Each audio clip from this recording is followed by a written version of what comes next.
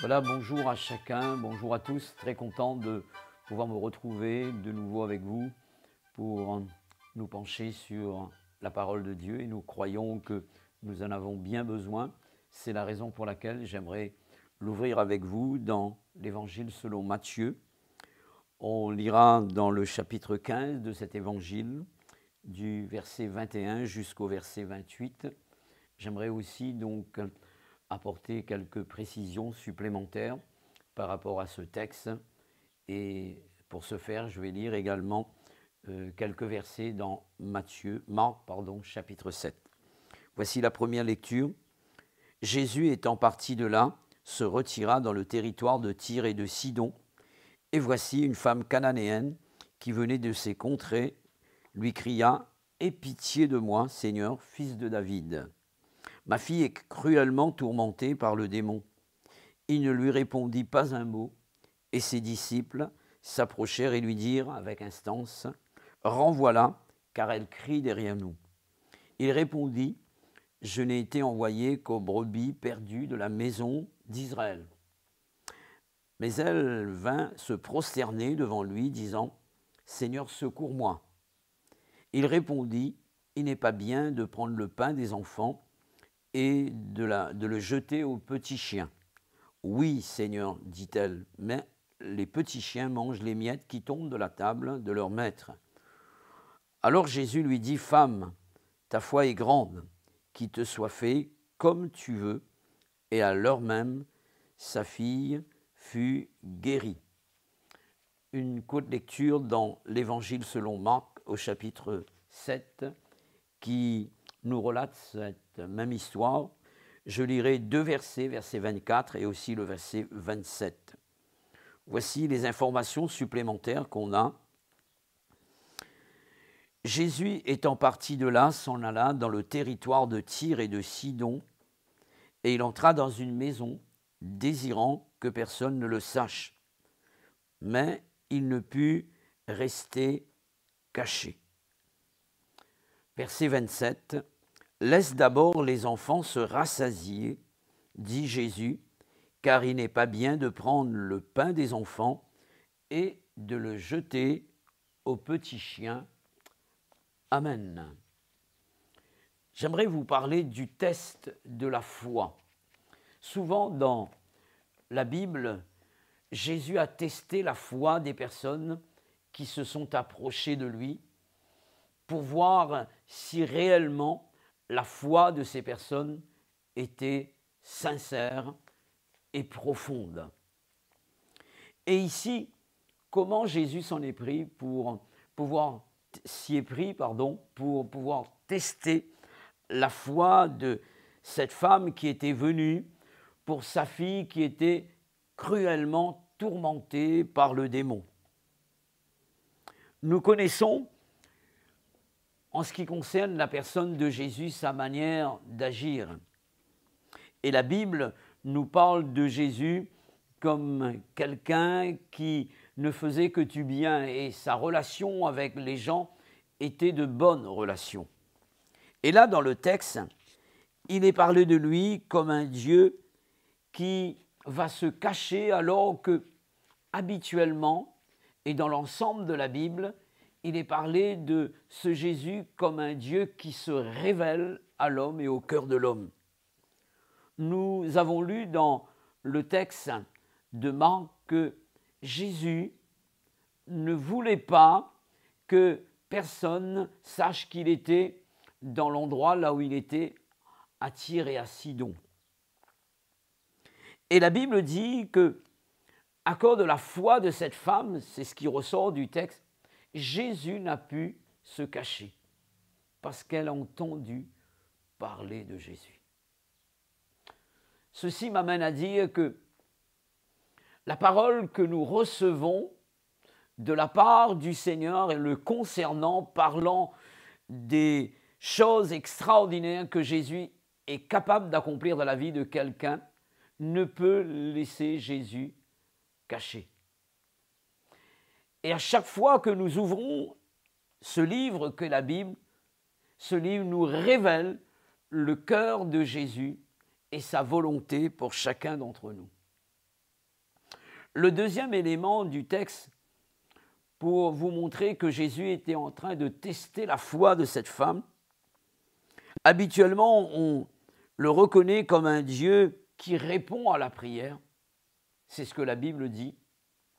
Il est dit « Ô toi qui écoutes la prière, tous les hommes viendront à toi. » Et là, dans le texte, voilà que cette femme fait appel à lui pour délivrer sa vie de mauvais esprits.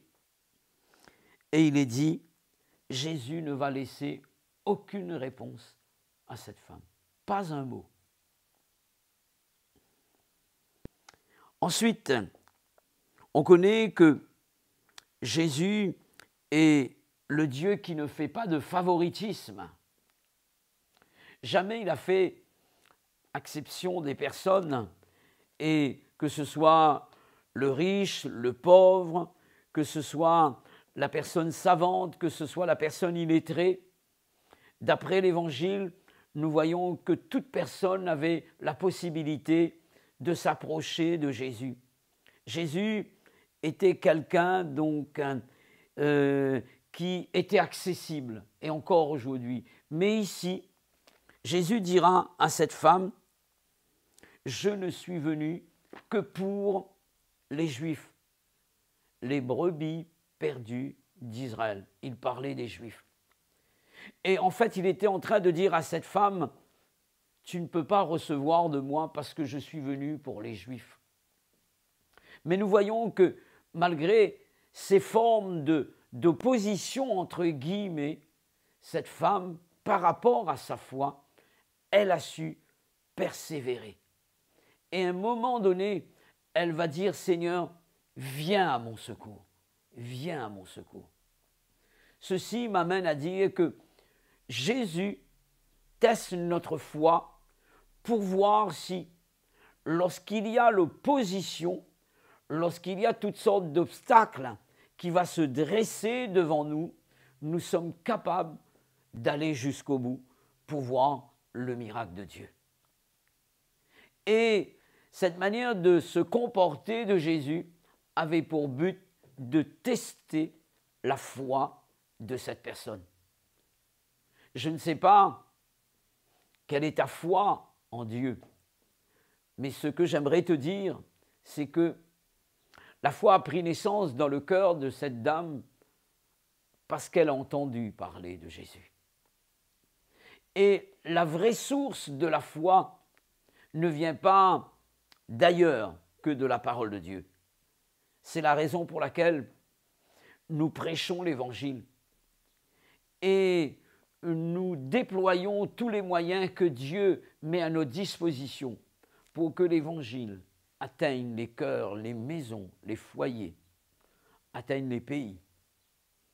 Nous avons reçu cette mission de la part du Seigneur d'aller par tout le monde comme les premiers disciples pour prêcher la bonne nouvelle à toute la création. Et il est dit que celui qui croira. C'est à partir de la foi que le miracle de Dieu est vécu. Cette femme a persévéré. Et puis, Jésus va laisser une parole qui va encore booster la foi de cette femme. Elle aurait pu se décourager.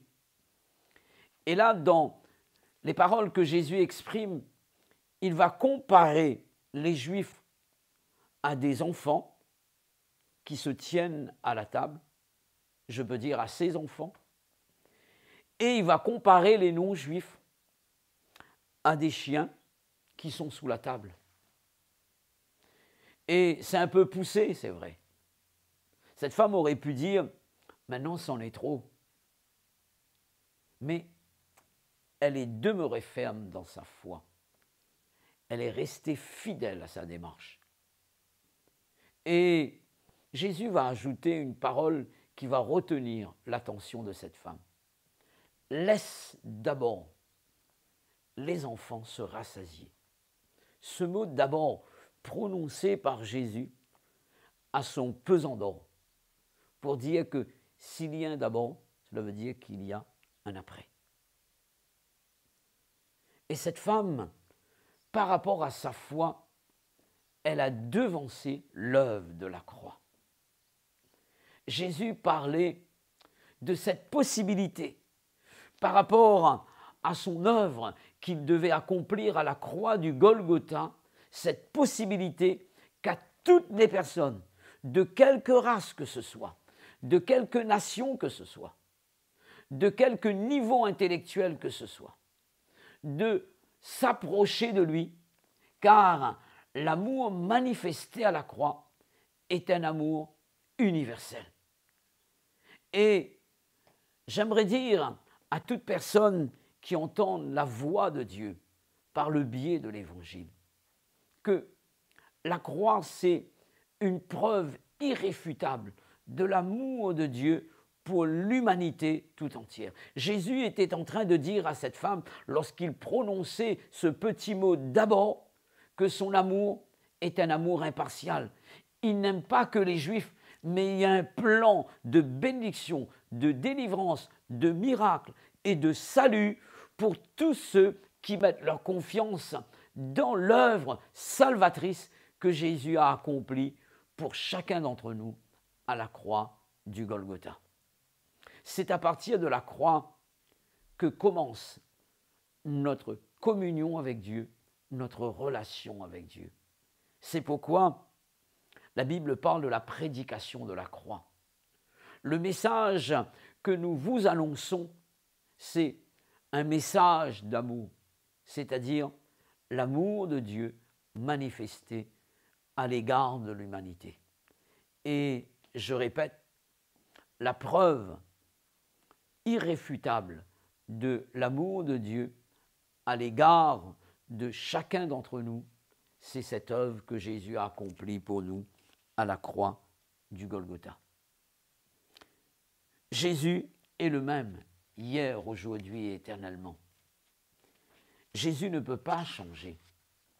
L'attitude qu'il a eue à l'égard de cette femme, ce n'était pas un refus dans son cœur de bénir la fille qui était possédée de cette femme, mais je rappelle que c'était le test de la foi pour permettre à cette femme de persévérer et de croire dans l'œuvre de la croix. Alors, vous qui entendez le message, vous avez la possibilité, comme cette femme, de persévérer dans votre demande et de croire qu'à cause de la croix, vous avez la bénédiction au nom de Jésus. C'est la raison pour laquelle nous voulons nous approcher de lui et croyant que cette approche de Dieu nous est possible parce que Jésus a donné sa vie à la croix du Golgotha et il a frayé le chemin entre le ciel et la terre, entre le Père et chacun d'entre nous. Voilà pourquoi c'est sur cette base que nous allons prier la grâce de Dieu et l'amour manifesté. On va prier le Seigneur, s'il vous plaît, pour tous ceux qui sont dans le besoin et qui se réclament de Dieu. Seigneur, merci pour ta merveilleuse parole qui nous parle d'un Jésus extraordinaire. Connaissant le cœur de chacun d'entre nous, alors il agit pour chaque personne d'une manière particulière. Seigneur, tu connais tous ceux qui sont là, assoiffés de toi, ayant besoin d'une grâce particulière venant du ciel. Seigneur, interviens et confirme ta parole. S'il y avait quelques obstacles dans le cœur de ceux qui veulent goûter aux bienfaits de Dieu, je prie pour que, comme pour cette femme, la foi que ces personnes reçoivent de ta parole puisse les permettre d'aller au-delà de toutes ces formes d'opposition. Je prie pour que, Seigneur, par rapport à ton sacrifice, oui, accompli à la croix du Golgotha, qu'il y ait de ceux qui entrent dans le salut de Dieu, dans la grâce de Dieu, car, Seigneur, ton œuvre est une œuvre de délivrance, une œuvre de bénédiction, une œuvre de guérison et de réconciliation.